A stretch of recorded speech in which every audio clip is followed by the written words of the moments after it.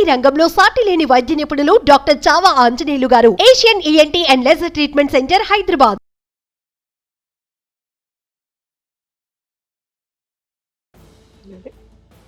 Madam మీరేం చెప్తారు? Madam ఇది యాక్చువల్గా 1% కూడా మ్యారేజ్ చేసే కేసు కాదు. ఎందుకంటే ఎవరిని ఎక్కడ కూడా ఇక్కడ నమ్మడానికి లేదు. ఈరోజు మనం సొసైటీలో చూస్తున్నాము, ఎప్పుడైనా గబుకుని మనం ఫోన్లు చూస్తే ఆటోమేటిక్గా ఒక మెసేజ్లు వస్తూ ఉంటాయి. ర్యాండమ్గా వచ్చే మెసేజ్లో మీరు లోన్లీగా ఉన్నారా, మీరు పలానా వాళ్ళతో మాట్లాడవచ్చు, ఇంత పే చేయండి ఇది అని. ఇప్పుడు డిప్రెషన్లో ఉన్నవాడు ఎవరైనా కానీ ఆటోమేటిక్గా అది చాలా సీరియస్గా నడుస్తున్న సీక్రెట్ పాయిజనింగ్ బిజినెస్ అది తెలియక. ఎందుకంటే ఖాళీగా కూర్చుంటున్నారు, ఓకే ఎవరో దొరికారు కదా అని దానికి ఏదో 1000 5,000 ఏదో ఉంటాయేమో అవి పే చేసేసుకోవడం, వాళ్ళతో ఒక 1 hour ఏదో టైం స్పాన్, ఇలా ఆ టైం స్పాన్లో మాట్లాడుకోవడం అనేది నడిచిపోతుంది. సో ఆ నడిచిపోయిన వ్యక్తులు, అవతల వ్యక్తులు ఎవరో ఒకళ్ళు బిజినెస్ రన్ చేస్తేనే కదా, ఆ రన్ చేసే వ్యక్తుల్లో ఓకే ఇలా వాళ్ళు ఎవరైనా ఏదో టీం ఉంటారేమో అనుకున్నాను నేను.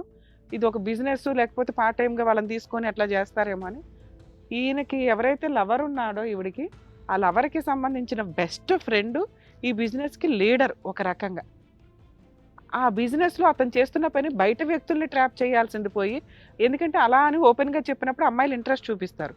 బెస్ట్ ఫ్రెండ్ యొక్క కాబోయే లవర్ని, అది ఒక లవరు కాబోయే వైఫ్ని పట్టుకొని ఆ బిజినెస్లోకి ట్రాప్ చేసి దింపాడు అంటే ముందు చెంపలు పగల కొట్టాల్సింది వాడికి.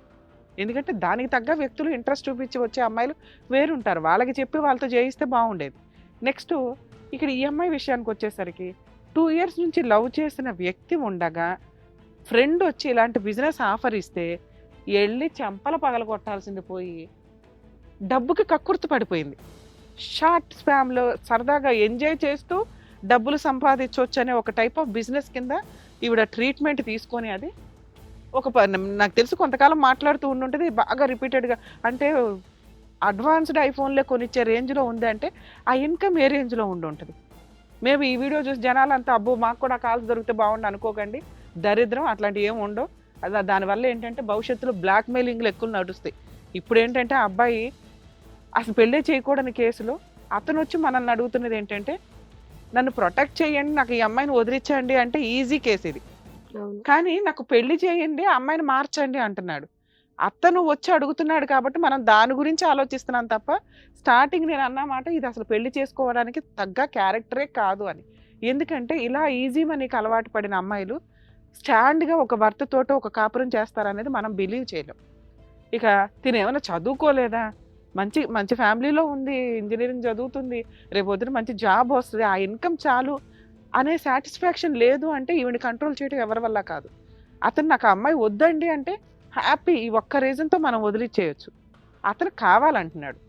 ఇక ఈవిడ విషయానికి వచ్చేసరికి ఆ అబ్బాయికే కౌన్సిలింగ్ ఇచ్చి నాన్న నువ్వు కావాలనటం, ఎందుకంటే బ్యాక్గ్రౌండ్ లేదు, ఉన్నంతలో అమ్మాయిని లవ్ చేశాడు, ఏదో ఆ అమ్మాయే కావాలనుకుంటున్నాడని అతను ఏదో అంటున్నాడని మనం అనుకోవాలి. కానీ రియల్గా ఈవిడ విషయం మాట్లాడితే ప్రెగ్నెన్సీ అంటూ లేకపోతే నేను అతనికే కౌన్సిలింగ్ ఇచ్చేదాన్ని. అరే బాబు ఈ అట్లాంటి అమ్మాయి మనకు వద్దురా బాబు అని. ఎందుకంటే నువ్వు మంచోడివి, నువ్వు అమాయకుడివి, ఇలాంటి అమ్మాయిని రెగ్యులర్గా కాపాడడం ఎవ్వడి వల్ల కాదు. ఈజీ మనకి అలవాటు పడిన ఏ అమ్మాయిని మనం సేవ్ చేయలేం. అసలు ఒక ఆడది తలుచుకుందంటే ఎన్నన్నా చేయగలదు, అందులో మీ ఆవిడ మీ వుడ్ బి నెంబర్ 1. అర్థమవుతుందా? ఇక్కడ మేము కన్సిడర్ చేసేది ఏంటి అంటే ఆ అమ్మాయి ప్రెగ్నెన్సీ ఉంచుకుంది, ఆవిడ DNA టెస్ట్ అయినా నాకు ఓకేనండి, అతనే భర్త, అతను కావాలి, అతన్నే పెళ్లి చేసుకుంటానండి అంటుంది. కర్మ కొద్దీ ఇద్దరు కావాలంటున్నారు, అందువల్ల మేము కొంచెం ఓపిక చేసుకొని కౌన్సిలింగ్ ఇవ్వడానికి ట్రై చేస్తున్నాం. సరే ఆ కౌన్సిలింగ్లో కూడా ఈవిడిచ్చిన ట్విస్ట్ ఆలోచిస్తానండి అని 4 నెలల ప్రెగ్నెన్సీ పెట్టుకొని ఆలోచించేదే ఉంది. ఆవిడ ఓన్ డెసిషన్ తీసుకుని ప్రెగ్నెన్సీ తీయించేసుకుని ఉంటే ఏ పో అవతలకి అనేదాన్ని. అసలు నీలాంటి దానికి పెళ్ళే చేయం మేము. మీ ఇంట్లో వాళ్ళకి తెలుసా? తెలీదు. వాళ్ళకి ఒక్క కాల్ చేస్తే నిన్ను ఎక్కడ ఉంచాలో అక్కడ ఉంచుతారు. నిన్ను చదివిచ్చి సొసైటీలో గౌరవం ఉంచి ఎవరో వెనక ముందు లేని పిల్లోని తీసుకొచ్చి పెళ్లి చేసుకుంటానంటే నిన్ను నమ్మి ఆ అబ్బాయిని కూడా అబ్బాయి వాళ్ళు ఒప్పుకుంటే నువ్వు పేరెంట్స్ని మోసం చేసావు, లవ్ చేసిన అబ్బాయిని మోసం చేసావు, సొసైటీని మోసం చేసావు, ఇంకా దారుణం పుట్టే పిల్లల్ని మోసం చేస్తున్నావు. తండ్రి ఎవడో నువ్వు చెప్పితే తప్ప భూప్రపంచానికి తెలియదు.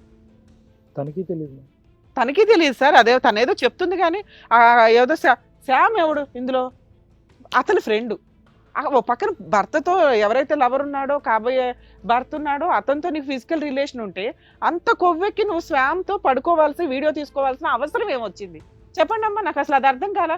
నువ్వు చేస్తున్న బిజినెసా? పోనీ మోరల్గా మాట్లాడుకుందాం, ఓకే వీడియో కాల్స్ చేసింది, డబ్బుకి కక్కడికి పడిందని 4 చెంపలు అటు ఇటు వాగిస్తాం, మార్చి అబ్బాయి చేతిలో పెడతాం. అబ్బాయి ఫ్రెండ్తో ఎందుకు పడుకున్నావు, ఎందుకు వీడియో తీసుకున్నావు అంటే అది కూడా బిజినెసే కదా మీది. ఆ బిజినెస్ నువ్వు చేసావా అంటానికి అదే ఎగ్జాంపుల్. అది 1 నైట్ స్టాండ్ అంటే నేను నమ్మను. ఎందుకంటే నీకు ఆల్రెడీ ఫిజికల్ రిలేషన్ కావాలంటే మీ లవర్ ఉన్నాడు, ప్రెగ్నెన్సీ తెచ్చుకున్నాను అంటున్నావు కదా. ఇతని దగ్గర లేనిది ఏంటి, శామ్ దగ్గర ఉన్నది ఏంటి నీకు కొత్తగా? నువ్వేమన్నా కొత్తగా వెరైటీలు చూపించి వీడియోలో బిజినెస్ పెంచుకోవాలి తప్ప. నాకు తెలిసి ఇదైతే నేను నమ్మనండి ప్రెగ్నెన్సీ ఇతని వల్లే వచ్చిందని. అయినా అతను అడుగుతున్నాడు కాబట్టి ఈవిడ నమ్ముదాం మనం. ఒక పిల్లాడికి పుట్టే పిల్లలకి తండ్రి ఇచ్చిన వాళ్ళం అవుతాం. అది ఈ అమ్మాయి మారుతాను అంటే నేను మాట్లాడతాను తప్ప నీకు టైం కావాలని అంటే చెంపలకు పగలగొట్టి పంపించను. అది పంపించను. వాళ్ళ ఇంట్లో వాళ్ళకి ఫోన్ చేస్తాను. ఇప్పుడు ఆ శామ్ గాడికి ఫోన్ చేస్తాను.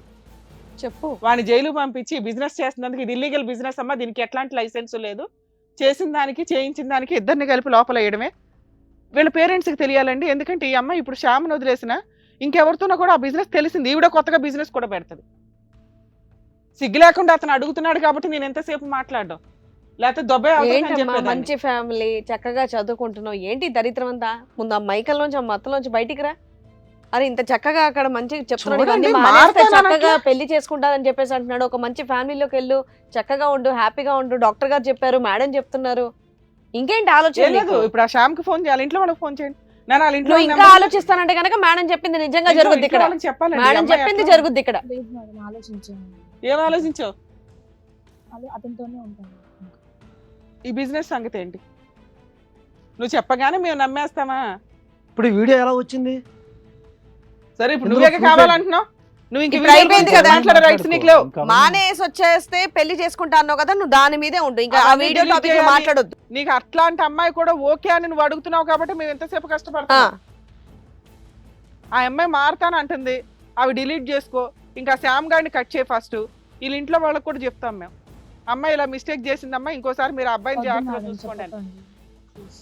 మరి నువ్వు మారేవంటానికి మాకు ఇలా శ్యామ్ గడికి ఫోన్ చేసి అసలు వాడిని తిట్టి ఆడి మీద కేసు పెడతావా? నువ్వు శ్యామ్ మీద కేసు ఫైల్ చేస్తావా? ఇట్లాంటి బిజినెస్ చేస్తున్నా నువ్వేనా ఇంకెవరైనా అమ్మాయిలను కూడా ట్రాప్ చేశాడు ఇట్లా? మీకు తెలుస్తారు కదా, ఉండుంటారు కొంతమంది అని. ఎవరి కాళ్ళకి సీక్రెట్ గానే రన్ చేస్తాడా?